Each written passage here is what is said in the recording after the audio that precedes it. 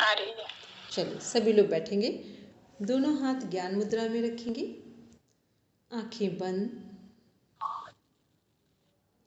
परमपिता परमेश्वर से प्रार्थना करते हुए गायत्री महामंत्र का उच्चारण करेंगे।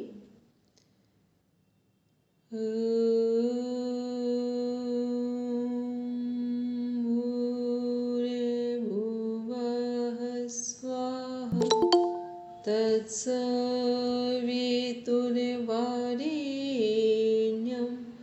भर्गो देवस्य धीमहि धियो यो नः प्रचोदयात्।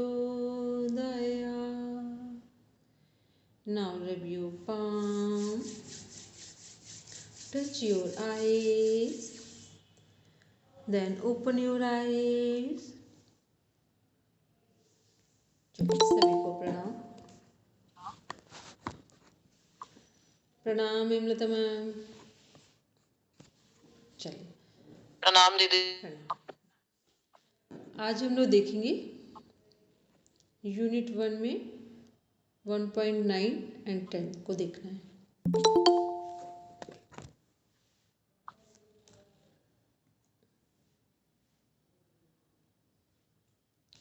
योगासन, प्राणायाम एंड ध्यान तीनों के बारे में देखेंगे। चलिए मालविका जी पढ़ेंगे, रीड करेंगे। मालविका जी मेरी आवाज़ आ रही है?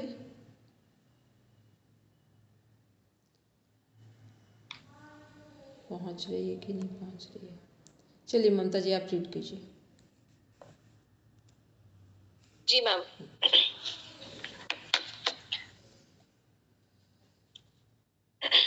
आसन शब्द संस्कृत के अस धातु से बना हुआ है। आसन के दो अर्थ होते हैं। जिस स्थिति में बैठा जाता है अर्थात पद्मासन, सिद्धासन इत्यादि। जिस पर बैठा जाता है अर्थात कुशासन या योगा मैट इत्यादि। योग दर्शन 2.46 में आसन की परिभाषा स्थिर सुखम आसनम। आसन की स्थितियां खड़े होकर, बैठकर, लेटकर यानी पीठ के बल और पेट के बल किए जाने वाले आसन। इसमें हमने क्या देखा है? फर्स्ट क्वेश्चन क्या बन रहा है? आसन किस संस्कृत के किस धातु से लिया गया है? अस धातु से। फिर आसन के दो अर्थ हैं, एक जो हमारी बॉडी का पोस्चर है वो, और जिस पर हम बैठने जा रहे हैं, जो फ्लैट ब्लैंकेट वगैरह पर बैठते हैं वो। तो दोनों ही ठीक होने चाहिए। बॉडी का पोस्चर ठीक होगा तो ही हम आसन में आराम से थोड़ी देर बैठ सकते हैं, और जिस पे बिछाकर जो आसन में बैठने जा रहे हैं वो भी ठीक होना चाहिए। क्योंकि यदि ज़मीन ठीक है, मौसम के अनुसार हमने आसन का जो जिस आसन पे बैठने जा रहे हैं उसका चुनाव किया है। गर्मी का मौसम है तो पतला आसन ठीक है, या कुश का आसन ठीक है, और ठंड का मौसम है तो ब्लैंकेट वाले आसन ठीक है, ताकि नीचे से हमें ठंडी ना लगे, ठंड में गर्मी के मौसम में गर्मी ना लगे। जगह जो है वो पूरी समतल हो। समतल का मतलब इक्वल हो। ऐसा ना हो कि आसन की एक जगह थोड़ी ऊंची है और एक जगह थोड़ा सा नीचे है, तो उसमें भी क्या होगा, हमारा मन नहीं लगेगा। क्योंकि हम जब पूरा स्ट्रेट बैठ ही नहीं पाएंगे, ऊपर नीचे की कंडीशन में बैठे हैं, तो आसन करने में मन नहीं लगेगा। तो ये दोनों आसन के बारे में कहाँ बताया गया है? योग दर्शन साधनपाद, जो कि महर्षि पतंजलि द्वारा रचित ग्रंथ है। वहाँ पर सेकेंड चैप्टर में 46 नंबर का सूत्र है, स्थिर सुखम आसनम। तो जब हम ऐसे आसन में बैठेंगे, जो दो हमें तरीके बताए गए, इस तरह से आसन में बैठेंगे तो क्या होगा? वहाँ पर है कि यदि कोई व्यक्ति 30 मिनट से लेकर 3 घंटे 3 आवर्स कंटिन्यूटी में एक आसन पर बैठ जाए, वो कोई भी आसन हो, जरूरी नहीं वो सिद्धासन, पद्मासन, सुखासन, वो चेयर पे बैठ जाए 3 घंटे एक साथ, तो समझ लेना कि उसको आसन सिद्ध हो गया है। एक पहला स्टेप क्रॉस कर लिया उस व्यक्ति ने। ये होता है। जितने कथावाचक हैं उन सबको क्या सिद्ध है? आसन सिद्ध है। बोलेंगे लाजवंती जी, कुछ कह रहे हैं? नमस्ते मैम। नमस्ते। मैम मैंने वो स्थिरम सुखम आसनम ऐसे सुना है, मतलब स्थिरम शब्द सुना है, तो ये सही, मतलब मैं गलत हूँ या ये सही है, ऐसा जो भी? वो वहाँ पर प्रॉपर सूत्र लिखा है, ये यहाँ पर टाइप करके हिंदी में आया है। ठीक है, ठीक है मैम। तो ये क्या है, ये हमारे योग दर्शन के अनुसार 2 कंडीशंस हैं आसन के लिए। और आसन का लाभ क्या होगा कि जब कोई व्यक्ति 30 मिनट से 3 घंटे किसी एक आसन में बैठने की जिसकी हैबिट हो जाए या जिसका आसन सिद्ध हो जाए, तो ऐसे लोग प्राणायाम के लिए तैयार हो जाते हैं। और आसन जिनका सिद्ध होता है वो लोगों को सर्दी, गर्मी, भूख, प्यास, आराम या मान अपमान, इन सब से उनको कोई भी, उनके व्यक्तित्व पर कोई प्रभाव नहीं पड़ता है। और जो द्वंद्व होते हैं जीवन में, कन्फ्यूजन्स होते हैं, वो सब दूर हो जाते हैं केवल आसन पर बैठने से। यदि आसन कोई व्यक्ति बार बार बदल रहा है, बार बार पैर ऊपर कर रहा है, नीचे कर रहा है, तो इसका अर्थ क्या समझेंगे आप? यदि कोई व्यक्ति स्थिरता नहीं है व्यक्ति में, वेरी गुड, स्थिरता नहीं है, तो आसन से ही पता चल जाता है कि हमारा माइंड कितना स्टेबल है, कितना स्थिर है। तो इसलिए आसन का, क्योंकि योग आसन जब बात की जा रही है ना, तो इसका मतलब ये नहीं है कि बस हम इसको पढ़ रहे हैं। मान लो हम लोग पद्मासन, सिद्धासन, स्वस्तिकासन, भद्रासन ना लगा पाए, लेकिन इतना तो अभ्यास हो कि कोई भी काम करें तो आधे घंटे तो एक जगह बैठ पाए। यदि आधे घंटे भी किसी काम को मन लगाकर एक जगह पूरी स्वेच्छा के साथ खुश होकर नहीं कर पा रहे हैं, तो फिर ये हमारे सिस्टम में या हमारे माइंड में या बॉडी में कहीं ना कहीं प्रॉब्लम में ये प्रेजेंट कर रहा है। इसके बाद जो हमारे हठ योग के आसन हैं, वहाँ पर आसन के बाद के 4 हमारी कैटेगरीज हैं। खड़े होने वाले, या उनका डिवीज़न है, कैटेगरीज नहीं बोलेंगे, डिवीज़न है। Standing posture, sitting posture, prone posture और सुपाइन पोस्चर। प्रॉन है हमारा पेट के बल, सुपाइन पोस्चर है पीठ के बल लेटना। अब देखते हैं आसन का विभाजन। आसन का जो ये विभाजन किसके अनुसार होगा? मैं से पतंजलि के अनुसार होगा या हठ योगिक ग्रंथों के अनुसार होगा? ये जो आसन का विभाजन लिखा है, डिवीजन लिखा है, ये किसके अनुसार होगा? बोलेंगे लाजंती मैम? हठ योग के अनुसार। मैं इसी पतंजलि के योग दर्शन के अनुसार क्यों नहीं होगा? क्योंकि मैम जहाँ तक आपने भी बताया और सुना है कि हठ योग में ही आसन और सूर्य नमस्कार और इन सब का प्रयोग किया जाता है। जो टाइप्स ऑफ आसनास हैं, आसन के प्रकार हैं, वो कहाँ हैं? हठ योगिक ग्रंथों में है। और राजयोगिक, जितने भी राजयोग के ग्रंथ हैं, वहाँ पर कोई भी आसन के प्रकार नहीं है। केवल किसी भी आसन में आप स्थिर होकर बैठे, उसी का नाम आसन है। तो ये सभी आसन का विभाजन का है हठ योगिक ग्रंथों में। तो आपके 2 बुक्स हैं, हठ प्रदीपिका और घेरन संहिता। हठ प्रदीपिका में कितने आसन हैं टोटल? 32 समथिंग। और घेरन संहिता में?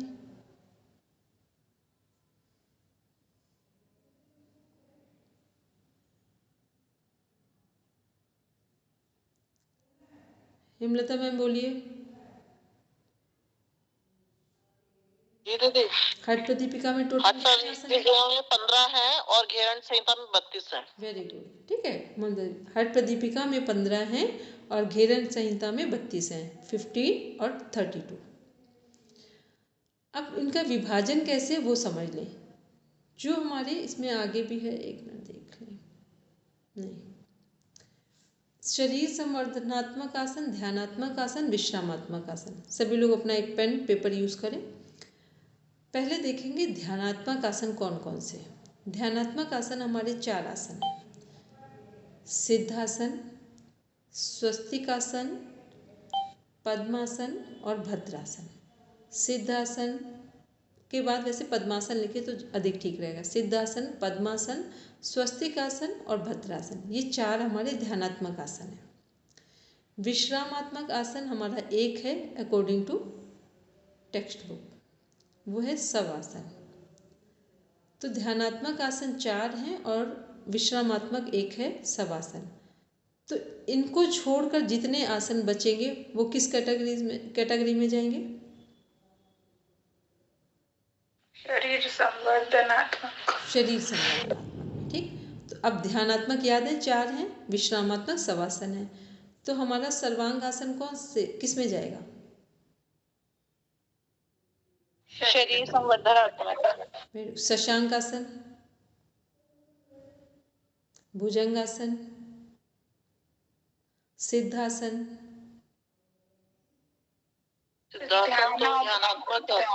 ठीक है। सिद्धासन ध्यानात्मक हो जाएगा, क्योंकि ऐसे बहुत सारे आसन हैं। हठ प्रदीपिका में 32 हैं और हमारी हठ रत्नावली में कितने हैं? 84 हैं। तो ऐसे आपको आसन लर्न करना मुश्किल हो जाएगा। तो केवल सिंपल सा अलग क्या कर लिया हमने कि ध्यानात्मक 4 आसन हमने समझ लिए कौन से, विश्रामात्मक कौन से। इसके अलावा जितने भी आसन बचेंगे वो सब किस में आएंगे? सभी शरीर संवर्धनात्मक में आ जाएंगे।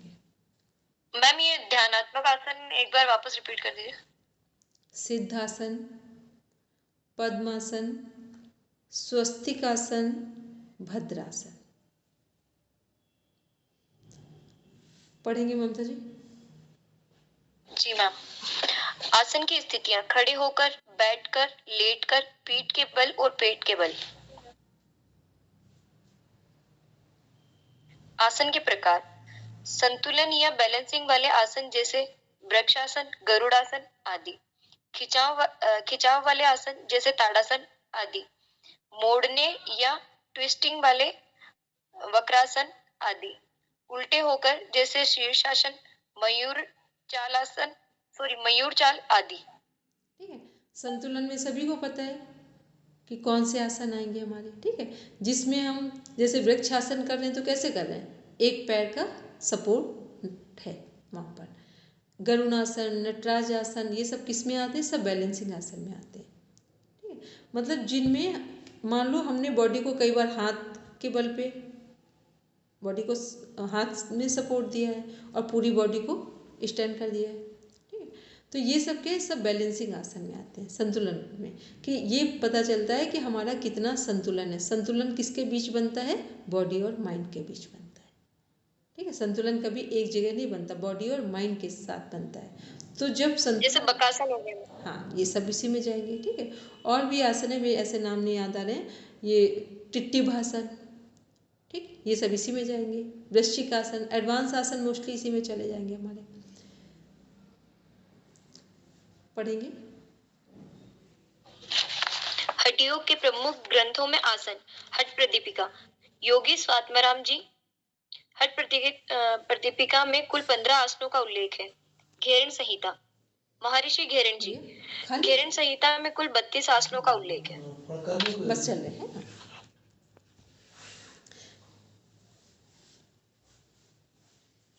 ग्रंथों में आसन: योग के ग्रंथों में आसन: हठ प्रदीपिका में 15 आसन, घेरण संहिता में 32 आसन। योग दर्शन 2.46 में आसन की परिभाषा: स्थिर सुखम आसनम।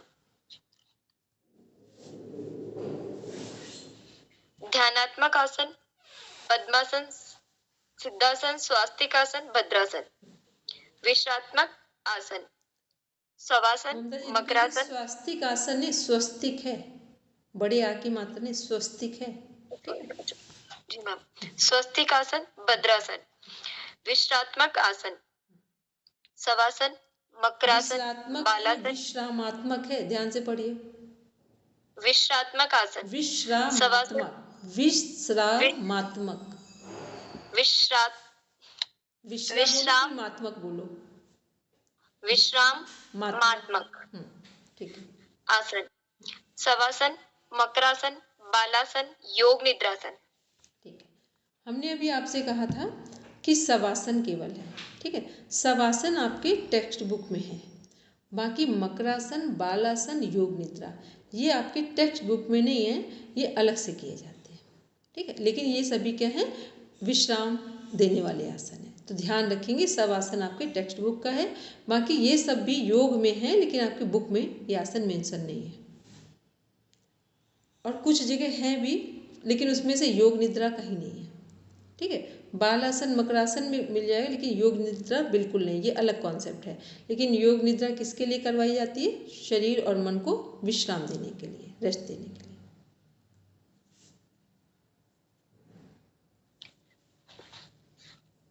जी मैम, वापस वही रिपीट हो गया। 1 मिनट मेरे में। हाँ पढ़े। जी, शरीर संवेदनात्मक आसन।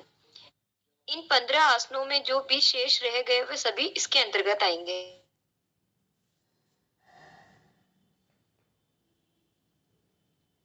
पढ़ेंगे आसन हठ के नाम। प्रदीपिका। जी, हठ प्रदीपिका में 15 आसन। स्वस्तिक आसन, गोमुख आसन, वीर आसन, कूर्म आसन, कुटकुट आसन, कुक्कुट। उत्थान ममता जी कुर्मासन। बिल्कुल क्लियर पढ़िए। संवर्धनात्मक ऊपर गलत था, यहाँ पढ़ेंगे कुक्कुट। कुक्कुट। कुटकुट आसन। कुटकुट नहीं है। कुटकुट नहीं, कुकुट। हम पढ़ रहे हैं इसको, ठीक है। आप आगे पढ़ें कुक्कुट, ठीक है, क्योंकि कुक्कुट। हमको लगा कि जी हमको मैम। कुछ गलत हम भी पढ़ रहे थे शायद, कुक्कुट। ठीक है। कुक्कुट हुआ। हाँ, कुक्कुट आसन। उत्तान कुर्मासन, धनुरासन, मस्तेंद्र आसन। मत्स्येंद्रासन। मस्त मस्त मैम हम की इसको थोड़ा पढ़ सा रहे हैं, हम क्लियर कर रहे हैं, रिकॉर्डिंग हो रही है। मत्स्येंद्रासन, ठीक है। ता भी है और आगे सा भी है। जी मैम। पश्चिमोत्तानासन, मयूरासन, शवासन, सिद्धासन, पद्मासन, सिंहासन, भद्रासन। ठीक है, 2 मिनट का समय दे रहे हैं, सब लोग लर्न कर लीजिए। 2 मिनट का समय, क्योंकि ऐसे लगना बिल्कुल आराम से पढ़ रहे हैं, बस इसके बाद सो जाएंगे, ठीक है। 2 मिनट में सभी लोग लर्न करेंगे।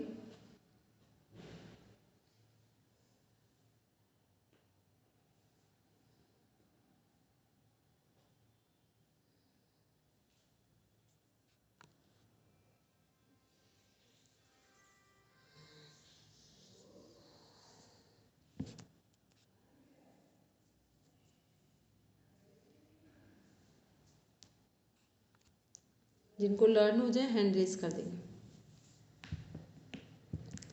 पूजा जी ऐसे लर्न नहीं करिए, ये तो आपने अपने माइंड को बोल दिया कि नहीं होगा। अब माइंड को जो मैसेज चला गया वो नहीं होगा, ठीक है। Ma'am 2 minute.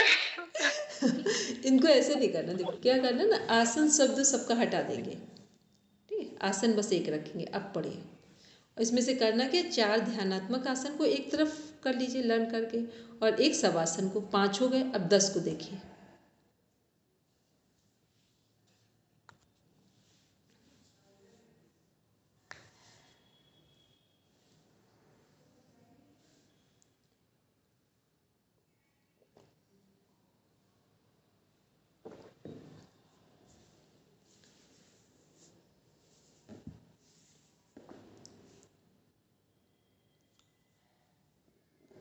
जिनको लर्न हो गया वो हैंड रेस करें।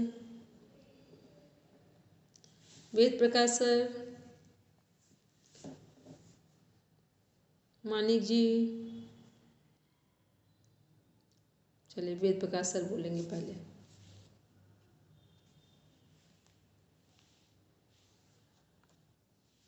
बोलेंगे सर। स्वस्तिकासन, कूर्मासन, वीर आसन, कुक्कुटासन, उत्तान कुर्म आसन, मयूरासन, धनुरासन, पश्चिमोत्तानासन, सिद्धासन, भद्रासन, सिंहासन,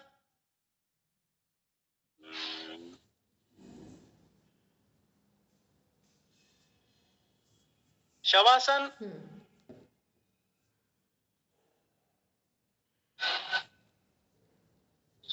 3 रह गए मैम। 3 रह गए। हमने सबसे बोला कैसे क्या करेंगे, पहले 5 को अलग कर दीजिए, ठीक है। 5 को अगर बीच में ले आएंगे तो कंफ्यूज हो जाएंगे। 5 को अलग कर लीजिए, शवासन और 4 ध्यानात्मक आसन, और उसी के साथ सिंहासन को जोड़ दीजिए, तो 6 हो गए, ठीक है। मतलब वो शवासन और सिंहासन कर दीजिए और 4 ध्यानात्मक हो गए। अब 6 के बाद करिए, तुरंत लर्न हो जाएंगे, ठीक। बोलेंगे लाजवंती जी।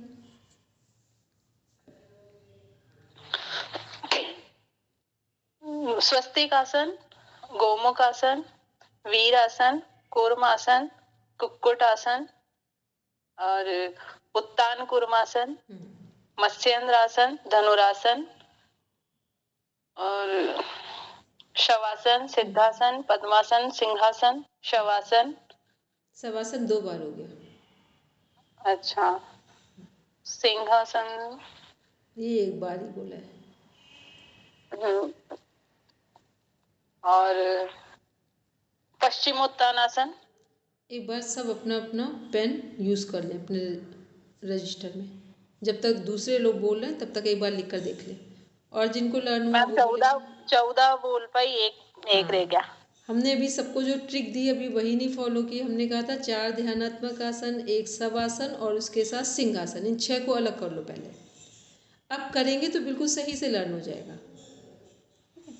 और जिनको लर्न हुआ बस लास्ट एक बार कोई हैंड रेज करेंगे, जिनको लर्न हो गया बोलेंगे। पूजा जी, पूजा जी डेंजर जोन में थी।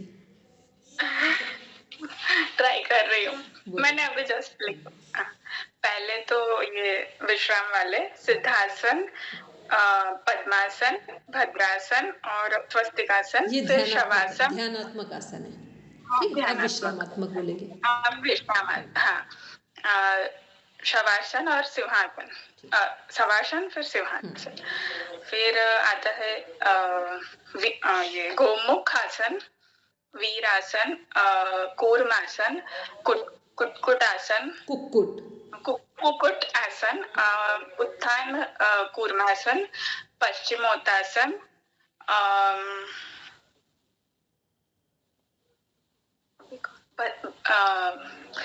धनुरासन। और 2 माँ से हैं, 2 माँ से आसन है, मयूरासन और मत्स्येंद्रासन। हाँ, मत्स्य। ठीक है। पश्चिमोत्तानासन उच्चारण थोड़ा सा गलत हुआ था, बाकी सही प्रयास था, ठीक है। जैसे आप 6 को अलग करेंगे ना तो सीक्वेंस मेंटेन हो जाएगा। चलिए अब देखते हैं, एक बार ममता जी पढ़ेंगे जो हमारे घेरन संहिता में आसन है उनके नाम। जी मैम। सिद्धासन, घेरन संहिता के 32 आसन: सिद्धासन, पद्मासन, भद्रासन, मुक्तासन, वज्रासन, स्वस्तिकासन, सिंहासन, गोमुखासन, वीरासन, धनुरासन, वृत्तासन या शवासन, गुप्तासन, मत्स्यासन, मत्स्येंद्रासन, गोरक्षासन, पश्चिमोत्तानासन, उत्कटासन, उत्कटासन,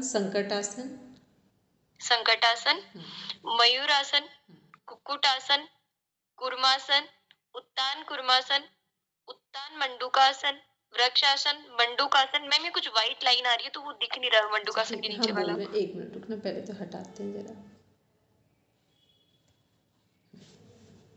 गरुड़ासन, वृक्षासन, सल्भासन, वृक्षासन नहीं, वृषासन, वृक्षासन, वृषासन, ठीक है।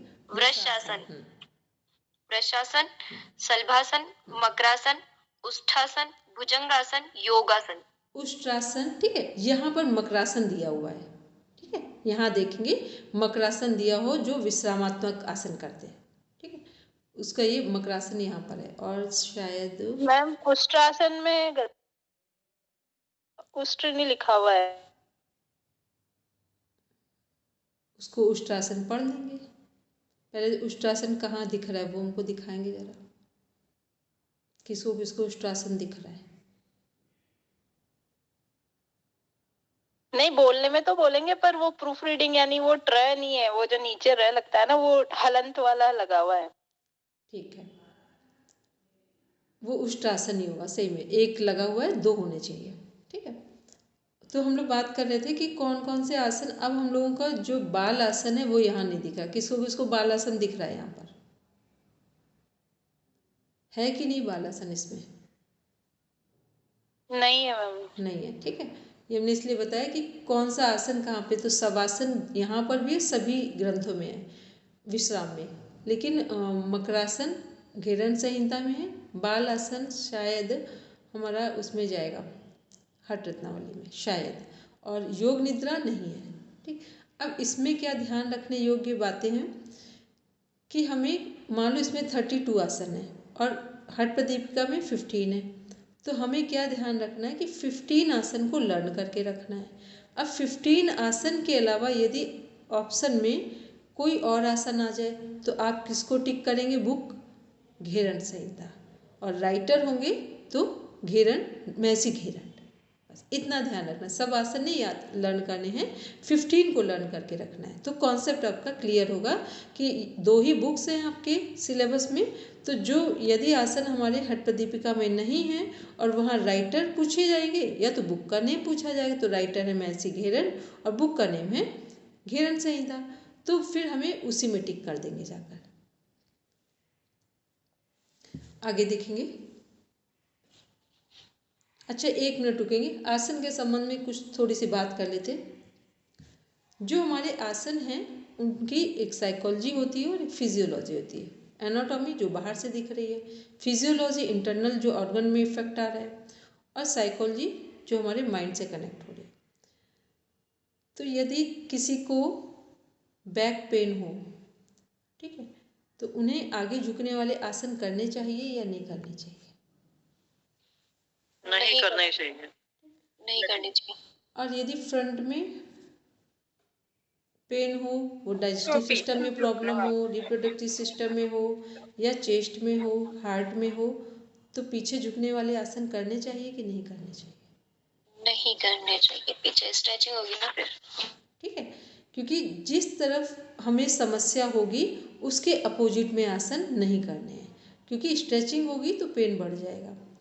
अब दूसरा देखते हैं कि यदि कोई व्यक्ति, आप में से भी बहुत सारे लोग होंगे कि जो आसन करते हैं, मान लो आगे झुकने वाले वो आसन फाइनल पोज लेते हैं, आगे झुकने वाले आसन को प्रॉपर तरीके से करते हैं, परफॉर्म करते हैं, और पीछे झुकने वाले आसन को ठीक ढंग से नहीं कर पा रहे हैं। अच्छी प्रैक्टिस है तब भी नहीं कर पा रहे हैं, या स्टार्ट करते हैं तो आसानी से आगे झुकने वाले आसन सही कर पा रहे हैं और पीछे झुकने वाले नहीं कर पा। तो ये उनकी साइकोलॉजी क्या आपको दिखाई दे रही है वहाँ पर? इसे क्या समझेंगे हम? जो लोग आगे झुकने वाले आसन ठीक से कर पा रहे हैं और पीछे झुकने वाले नहीं कर पा रहे हैं, तो साइकोलॉजी क्या कनेक्ट हो गया? उनकी बैक बेंडिंग कम हो गई है उस वजह से। नहीं, बैक बेंडिंग साइकोलॉजी नहीं, एनाटॉमी है। बैक बेंडिंग की समस्या तो एनाटॉमी में जाएगी, साइकोलॉजी में नहीं जाएगी। मैम उनका बैलेंस नहीं है, वृत्ति जो होती है हमारी वो बैलेंस नहीं होती है उन लोगों की। अगर इंसान बैलेंस्ड रहता है तो वो दोनों भी आसना कर सकते हैं, फॉरवर्ड बेंडिंग वाले भी और बैकवर्ड बेंडिंग वाले भी कर सकते हैं। ठीक है, लाजवंती मैम बोलेंगे। मैम जैसे पूरक आसन होते हैं ना, तो जैसे आगे का भी है और उसका पूरक पीछे का भी है, तो इसका मतलब वो साम्य अवस्था में नहीं है। मतलब एक जो रहता है ना कि एक स्थिति में जो कर सकता है वो दूसरी स्थिति में तो सामंजस्य बैठाने वाली मानसिकता नहीं है उनकी। देखिए, जब कोई व्यक्ति आगे झुकने वाले आसन कर पा रहे हैं, पीछे झुकने वाले आराम से नहीं कर पा रहे हैं, इट मीन्स ये लोग इंट्रोवर्ट पर्सनालिटी है, अंतर्मुखी व्यक्तित्व है, जिनको ज्ञान बहुत है लेकिन वो व्यक्त बोलकर नहीं कर पाएंगे। मैम फिर से कौन से वाले? जो लोग आगे झुकने वाले आसन ठीक ढंग से आसानी से कर पाते हैं, ये सब इंट्रोवर्ट पर्सनालिटी है, अंतर्मुखी व्यक्तित्व है। ठीक है, अब अपना अपना सब चेक कर लेना इसमें। जो लोग पीछे झुकने वाले आसन आसानी से कर पाते हैं, ये सब एक्सट्रोवर्ट पर्सनालिटी है, जिनके पास ज्ञान भले ही कम हो लेकिन प्रेजेंटेशन बहुत अच्छा होगा। ठीक है, देखा होगा ना बहुत सारे लोग, कई बार आप लोग सोचते हैं कि हमको आता था, हम बोल ही नहीं पाए, और जिसको कम आता था उसने बहुत ढंग से अपनी बात को रख लिया। तो ये क्या है, एक्सट्रोवर्ट जो लोग होते हैं वो अपनी बात को प्रॉपर वे में कम ज्ञान होते हुए भी सही ढंग से प्रेजेंट कर लेंगे।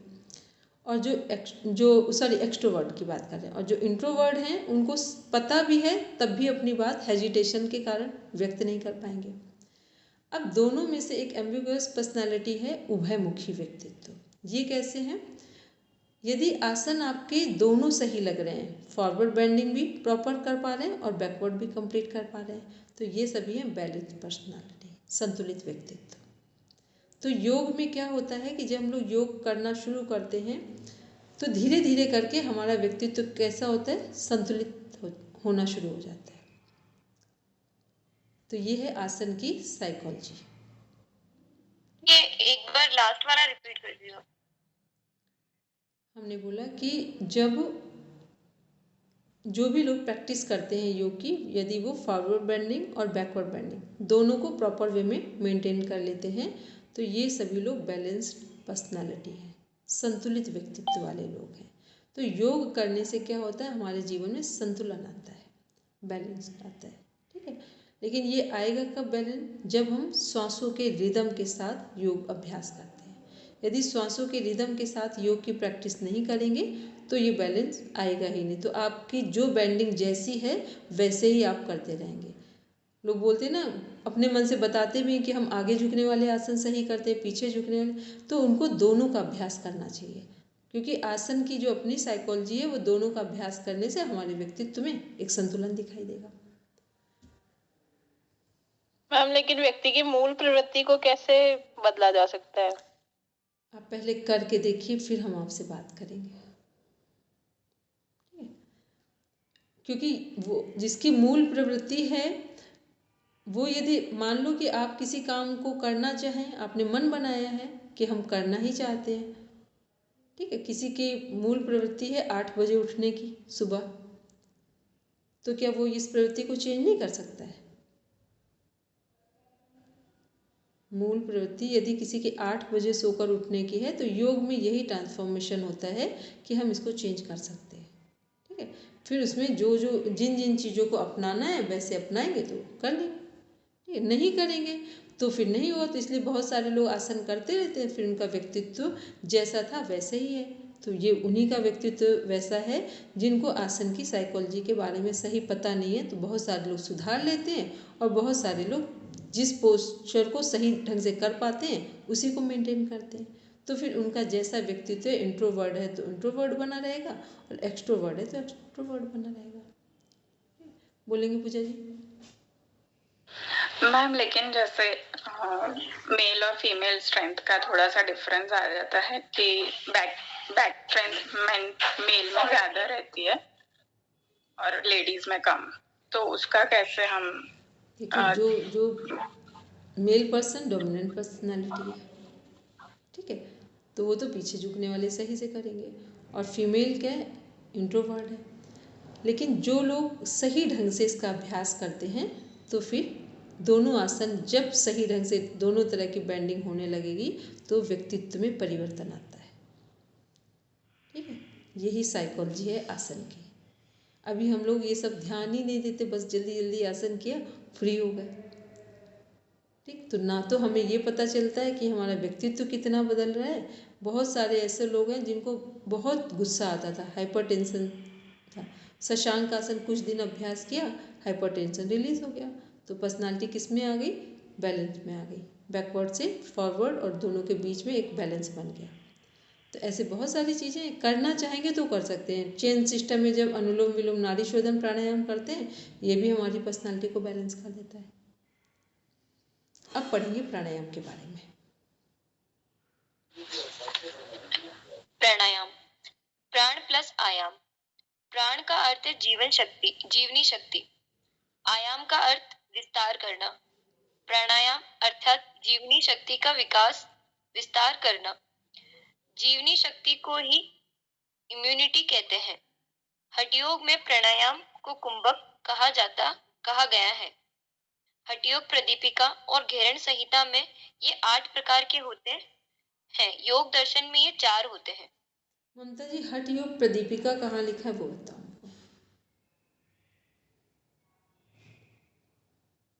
हठ योग प्रदीपिका कहाँ है? सॉरी, हठ प्रदीपिका, क्योंकि बुक का प्रॉपर नाम हठ प्रदीपिका है। हठ योग क्या है, कॉन्सेप्ट है, ठीक है, और हठ प्रदीपिका बुक का नाम है, इसलिए पूछा ना, नहीं तो वहाँ क्वेश्चन आएगा तो गलत करके आ जाओगे। ठीक, हठ प्रदीपिका बुक है, किसके द्वारा लिखी गई है? स्वात्माराम जी के द्वारा, स्वामी स्वात्माराम जी के द्वारा। और घेरण संहिता महर्षि घेरण। श्रीमद् भगवद गीता महर्षि वेद व्यास के द्वारा। ठीक है। हट प्रदीपिका में आसन कितने प्रकार के पढ़े हैं हमने? 15। और प्राणायाम?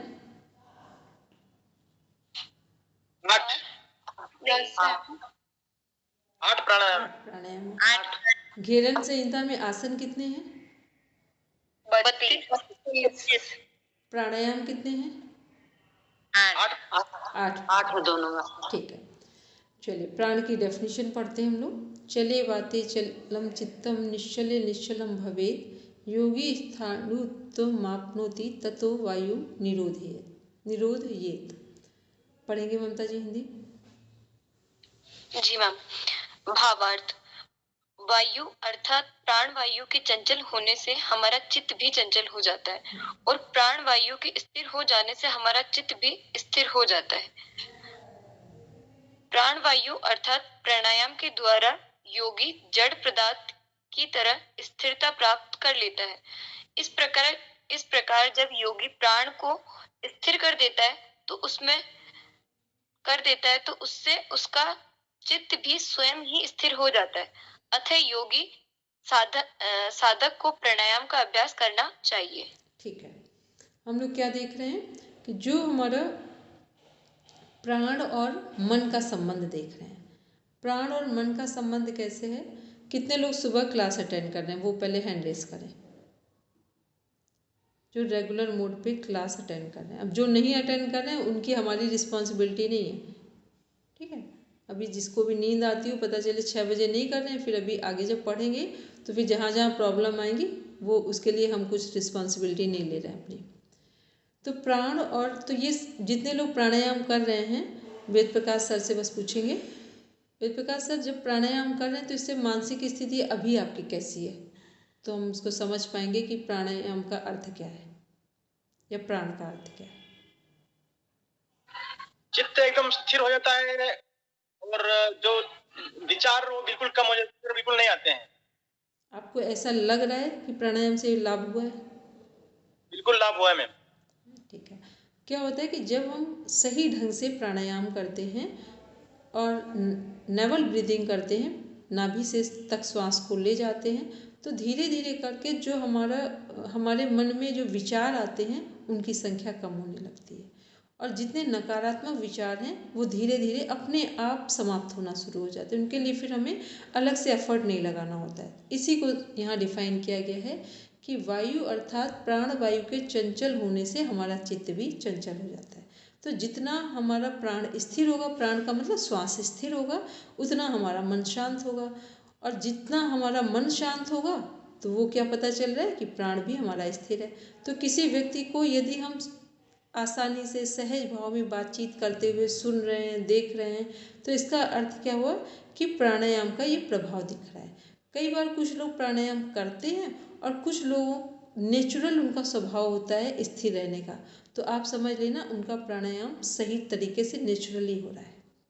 जरूरी नहीं कि आप प्राणायाम करें तो ही आपका मन स्थिर होगा।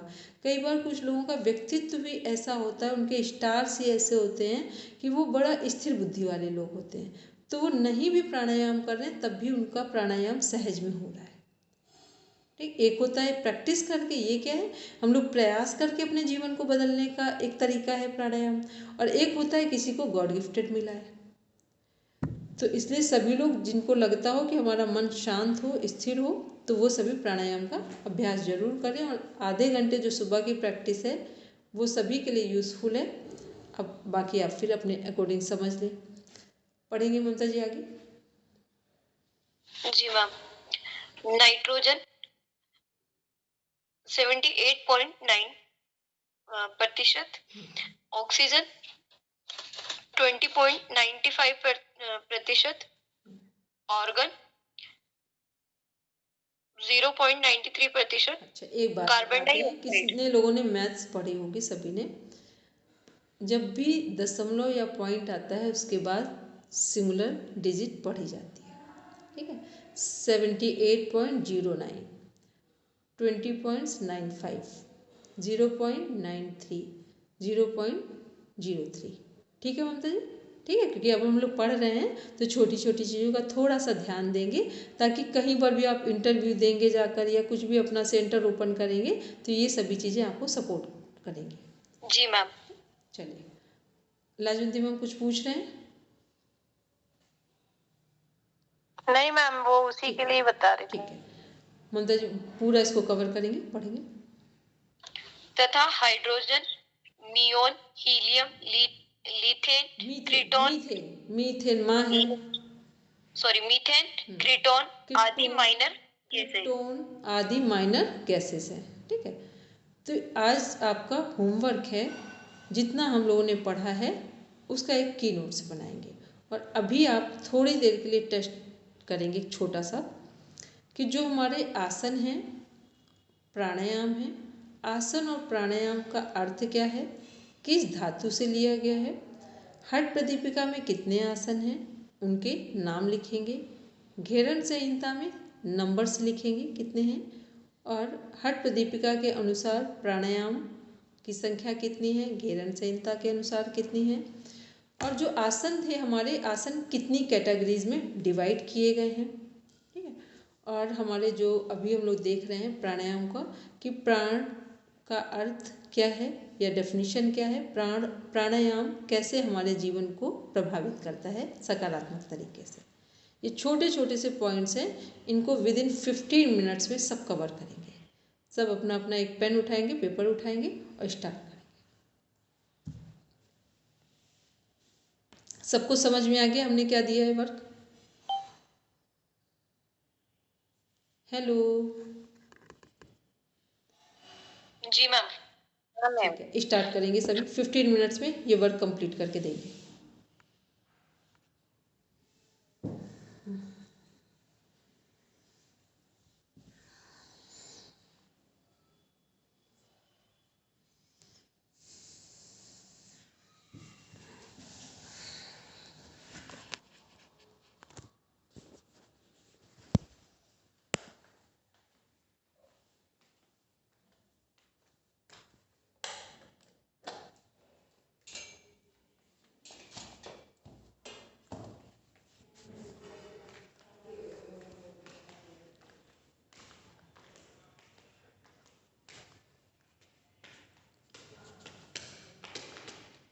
भैया, ओ बाबू, ये लद्दड़ कैसे बन गए हो?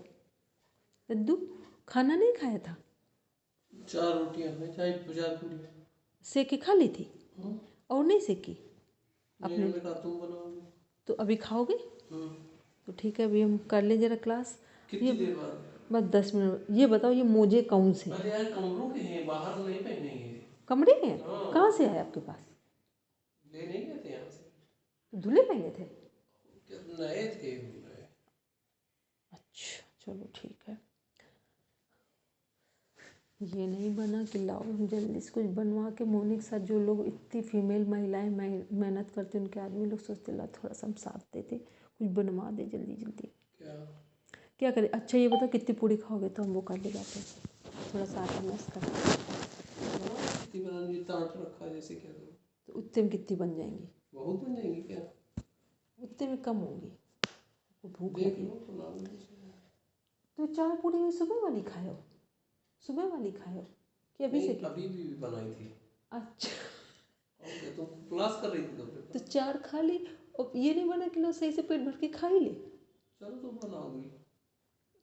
ऐसा लग रहा जैसे हम बैठे हैं सुबह से। तुम क्लास कर रही हो सही।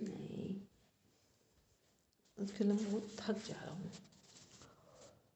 नहीं खैर, थकने के। और ये बताओ कि बैग के, चलो कपड़े रखो चल के आज, और गंदा संदा बैग कपड़ों में रखते हो, यहाँ कभी ना रखा करो, सब उस कमरे में रखा करो कपड़े। ठीक है, पूजा का कमरा, इतनी सुंदर खुशबू आती है, यहाँ आप इसे कर देते हो।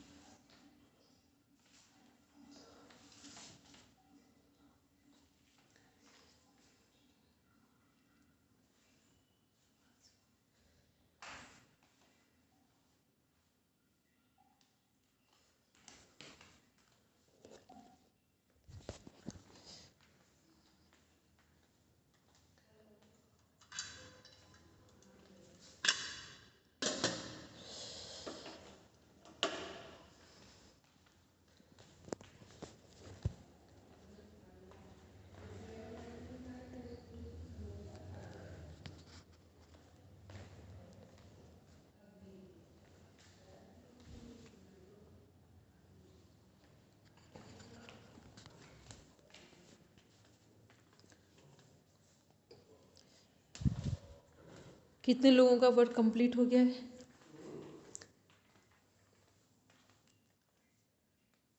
एक मिनट, रश्मि जी, बंती जी, मालिका जी, ठीक है, चलिए लगभग सभी का हो गया। सब लोग ग्रुप में सेंड कर दें, ठीक, सभी लोग ग्रुप में सेंड कर दीजिए। चलिए अब ममता जी पढ़ेंगे। जी मैम।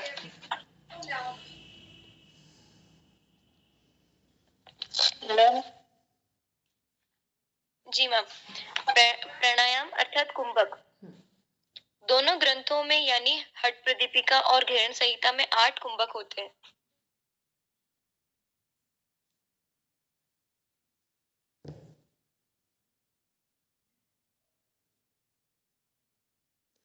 बाह्य प्राणायाम, अभ्यंतर प्राणायाम, स्तंभ वृत्ति प्राणायाम, विषयाक्षेपी प्राणायाम किसके अनुसार है? योग दर्शन के अनुसार। योग दर्शन कौन सी बुक है? महर्षि पतंजलि। Very good. वहाँ पर ये 4 प्रकार के प्राणायाम हैं। हठ योग में प्राणायाम हठ प्रदीपिका और घेरन संहिता जो बुक है उसमें देखेंगे प्राणायाम। हठ प्रदीपिका के अनुसार सूर्य भेदन, उज्जाई, शीतकारी, शीतली, भस्त्रिका, भ्रामरी, मूर्छा, प्लावनी। घेरन संहिता में है सहित, सूर्य भेद, उज्जाई, शीतली, भस्त्रिका, भ्रामरी, मूर्छा, केवली। पहले तो ध्यान से जो प्राणायाम हठ प्रदीपिका में है और घेरन संहिता में नहीं है वो अलग करेंगे। चार्ट सामने है आपके। जो हठ प्रदीपिका में है बोलेंगे यदि सर सहित। चलिए बोलेंगे लाजवंती में। एक तो सहित नहीं है हठ प्रदीपिका में और एक केवली नहीं है और प्लाविनी भी नहीं है। प्लावी नहीं है, टिपकारी नहीं है। यदि नहीं है। हाँ, यदि हम लोग इस साइड देखें हठ प्रदीपिका में तो सूर्य भेदन, उज्जाई, शीतकारी, वहाँ कौन कौन से नहीं है? शीतकारी नहीं है, ठीक, पहला शीतकारी नहीं है। दूसरा नीचे कौन सा नहीं है? प्लावनी नहीं है। और कोई है कि वह 2 ही प्राणायाम है? मैम इधर 2 और उधर 2 का ही अंतर है। ठीक है, इधर सहित और केवली और उधर वो। तो ये ध्यान में रखना है 8 प्राणायाम कि लर्न कैसे करना है कि एक साइड के हम पूरे लर्न करेंगे हठ प्रदीपिका के, दूसरे साइड में जो हमारा शीतकारी और प्लावनी जो लास्ट है तो प्लावनी की जगह केवली है और जो शीतकारी है इसकी जगह सबसे पहले क्या है? सहित प्राणायाम है, ठीक, सहित प्राणायाम है। अब एक बार थोड़ा सा, अब टाइम नहीं है इतना क्योंकि पूरे हम डिफाइन नहीं कर पाएंगे, ठीक, इसमें बस इतना कह सकते हैं कि जो हमारे हठ प्रदीपिका के साइड में जो प्राणायाम है इसमें ध्यान से बोलेंगे कि गर्मियों के मौसम में किए जाने वाले कौन कौन से प्राणायाम हैं हठ प्रदीपिका के अनुसार। शीतली ठंड के मौसम में किए जाने वाले प्राणायाम। भस्त्रिका, हाँ सूर्य भेदी और भस्त्रिका, ठीक है। कौन से प्राणायाम दोनों मौसम में किए जा सकते हैं या तीनों मौसम में किए जा सकते हैं? सर्दी, गर्मी, बरसात तीनों में किए जा सकते हैं बारिश के। भ्रामरी, उज्जई किया जा सकता है। भ्रामरी, उज्जई और उज्जैन, ये क्या है? भस्त्रिका भी कर सकते हैं ना मैम? नहीं, क्या नहीं? नहीं, भस्त्रिका नहीं करेंगे, ठीक है। भ्रामरी और उज्जाई जो है ये किए जा सकते हैं। कौन से प्राणायाम है जो नहीं करने हैं? मूर्छा, प्लाविनी। ये किनके लिए है? हठ योगियों के लिए है जो पूरी तरीके से हठ योगिक जीवन जीने का जिन्होंने संकल्प लिया है। क्लियर हो गया? ठंडी के मौसम में किए जाने वाले, गर्मी के मौसम में किए जाने वाले, सभी मौसम में किए जाने वाले और नहीं किए जाने वाले जो हमें नहीं करना है। ठीक, ऐसे कॉन्सेप्ट क्लियर होता है। अब कल इनके बारे में थोड़ा सा डीप में कुछ चीज़ें बता देंगे। हालांकि मौसम के अनुसार बता दिया तो आपको समझ में आ गया कौन से गर्म प्राणायाम है, कौन से ठंडे वाले प्राणायाम है और कौन से बैलेंस प्राणायाम है जिनको कभी भी कर सकते हैं और कौन से नहीं करने हैं। अब ऐसे ही हम लोग घिरण संहिता में देखेंगे तो वहाँ पर भी गर्मी में किए जाने वाले प्राणायाम कौन से हैं?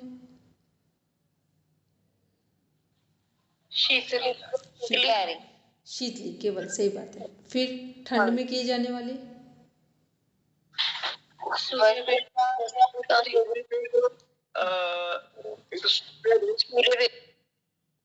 भस्त्रिका। ठीक है। फिर किसी भी मौसम में किए जाने वाले प्राणायाम उज्जयी, ठीक है।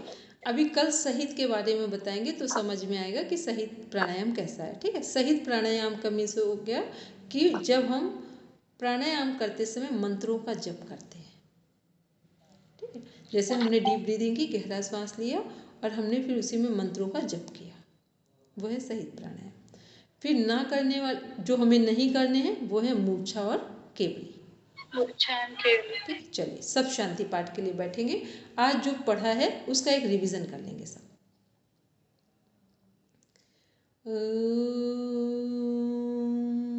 शांति शांति शांति सर्वारिष्ठसु शांतिर्भवतु। Now rub your palm, touch your eyes, then open your eyes. चलिए सभी को प्रणाम, शुभ रात्रि। शुभ रात्रि।